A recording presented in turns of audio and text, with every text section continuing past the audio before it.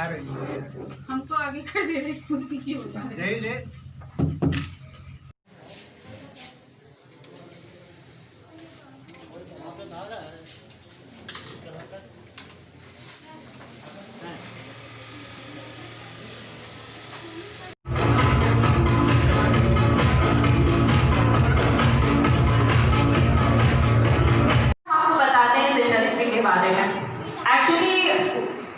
Industry से पहले मैं थोड़ा फ्लैशबैक में आपको ले बारे में मत सोचिए, अपने बारे में एक बार ही सोच लें। अपने बारे में सोचेंगे तो शायद आप ये फैक्ट्री के बारे में भी सोच पाएंगे, आप तरक्की करेंगे।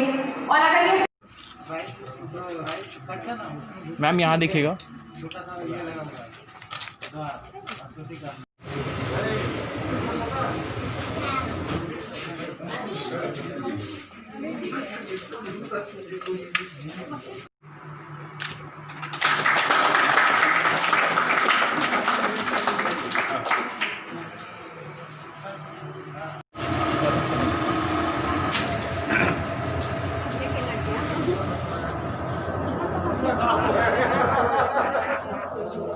इधर ये जो नया जो फ्रेशिंग का